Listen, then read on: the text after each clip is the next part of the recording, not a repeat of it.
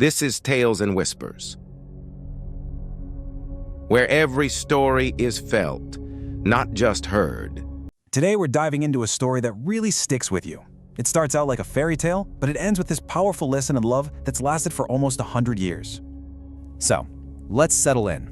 Once upon a time, back in the cold winter of 1933, our story begins. You know, there's a reason we start tales this way. It's a signal to lean in and listen, because what you're about to hear really matters. And at the very heart of our story is a promise. A simple, beautiful promise from a father to his daughter, born from that pure, hopeful kind of dream that only a kid can have. That's how old Rosalind Nadine was, just 4 years old. Can you picture her? Her laughter was probably the soundtrack of the whole house, her imagination just running wild with worlds no one else could see. For Christmas that year, Nadine had one very specific dream. She wanted a dollhouse. But, not just any old dollhouse. She imagined this perfect, miniature version of a real home. It had to have real glass windows, a little balcony, and tiny rooms where she could create a whole world of her own. And her father, well, he didn't just smile and nod. No way. He saw the universe in her eyes and promised he'd make it real for her. He went right out to the yard, grabbed some wood, and with his own 2 hands, started building her dream. You can just picture it, right? Plank by plank, this little house started to take shape. Every single piece of wood was like a physical piece of his love for her, a testament to his dedication. And then, nail by nail, that promise became more and more solid. Every strike of the hammer wasn't just building a toy, it was forging this future moment of pure joy for his little girl. But this is where the story takes a turn, a really hard one. Because sometimes life just moves faster and more cruelly than any plan we could ever make, and this dream was about to be cut short. In early December, little Nadine got sick. It was a respiratory illness, and it took hold so fast. Within just a few days, her small body couldn't fight anymore. On December 18th, only a week before Christmas, Nadine passed away. And the hammering in the yard, it just stopped. Now just try to put yourself in her father's shoes for a second. He's standing there looking at this half-finished dollhouse, a monument to a future that was just stolen from him. He had a choice to make.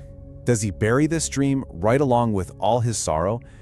Or does he find some way to let the dream and her memory live on? He chose the second path. He decided he was going to keep his promise, but in a way nobody, and I mean nobody, could have ever imagined. He was still going to build his daughter her house. So at her grave in Alabama, he didn't use wood. He built a small, permanent house right over her resting place, made out of brick. It had real glass windows and a small balcony, just like she'd wanted. And inside, he placed her favorite toys, her dolls, and even her little tricycle. He fulfilled his promise in this profound new way. And with that one incredible act, the whole meaning of that spot was transformed. It wasn't just a place of loss anymore, not just a place for farewells. It became an enduring message, a literal structure built to say one thing: my love for you is still right here. So let's look at what happened next, because this deeply personal tribute started to grow into something so much bigger. Over the years, a grieving father's private act of love became this public legacy that has touched people all over the world. Today, the Dollhouse grave is a landmark. People actually travel from all over to see it. And it's not some morbid curiosity, They go because they connect with that universal feeling of love and loss. They leave flowers, messages, even new toys. The city helps take care of it, and some of those donated toys even get passed on to other children, letting Nadine's memory continue to bring joy. It's amazing. So when you really get down to it, what's the core message here?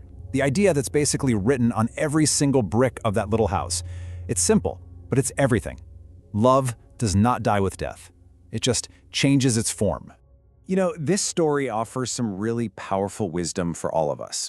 When someone we love is gone, that relationship doesn't just end, it transforms. So the real question becomes, how do we continue that relationship in a way that feels meaningful?